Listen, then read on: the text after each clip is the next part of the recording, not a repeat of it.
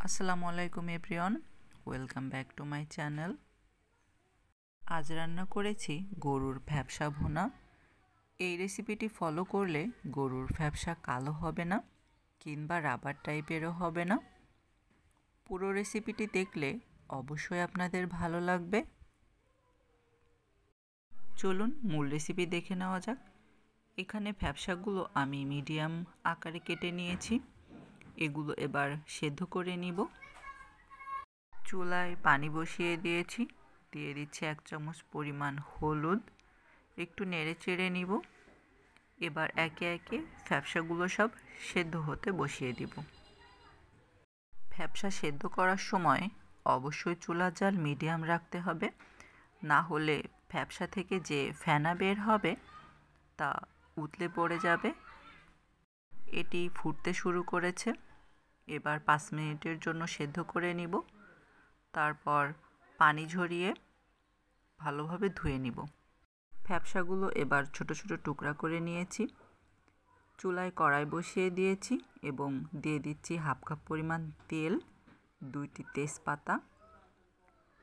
কেটে রাখা পেঁয়াজগুলো আমি অ্যাড করে দিলাম। একটু নেড়ে চেড়ে গোল্ডেন ব্রাউন হওয়া পর্যন্ত ভেজে নিব। পুরো রেসিপিটি দেখলে অবশ্যই আপনাদের ভালো লাগবে। পেঁয়াজটি আমার গোল্ডেন ব্রাউন হয়ে এসেছে। আর একটু নাড়িয়ে চাড়িয়ে দিয়ে দিলাম আদা রসুন বাটা। এটিকেও আমি একটু ভেজে নিব। আদা রসুনকেও একটু ভেজে নিয়ে অ্যাড করে দিব আলু। ভ্যাপসায় অবশ্যই আলু দিবেন, কারণ আলু না দিলে ভ্যাপসা মজা লাগে না। আলুগুলো আমি ছোট ছোট টুকরা করে নিয়েছিলাম। সবগুলো আলু দিয়ে দিয়েছি।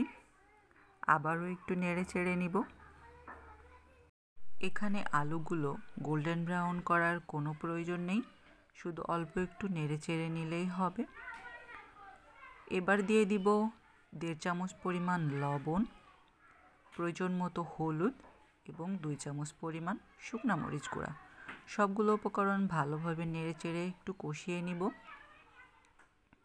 2 মিনিট মতো কষানোর পর ছোট ছোট টুকরাগুলো ভ্যাপসাগুলো এবার অ্যাড করে দিব।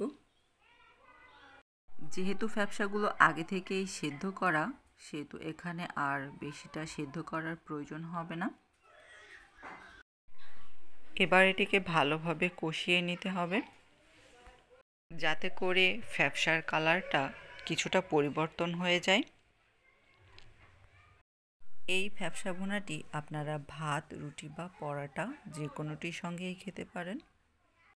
অল্প পরিমাণে পানি অ্যাড করে দিলাম, যাতে করে সমস্ত উপকরণগুলো ভালোভাবে সেদ্ধ হয়ে যায়। 5 মিনিটের জন্য ঢাকনা দিয়ে দিব।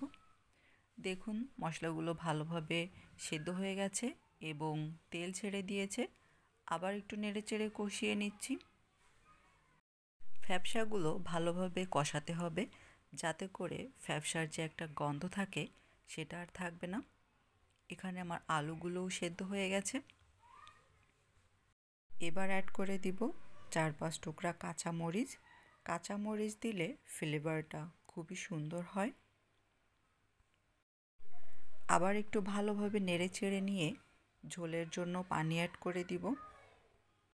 আপনারা আপনাদের পছন্দ মতো ঝোলের পানি বাড়িয়ে বা কমিয়ে দিতে পারেন, যার যেমন পছন্দ আর কি। এবার অ্যাড করে দিব গরম মশলা বাটা।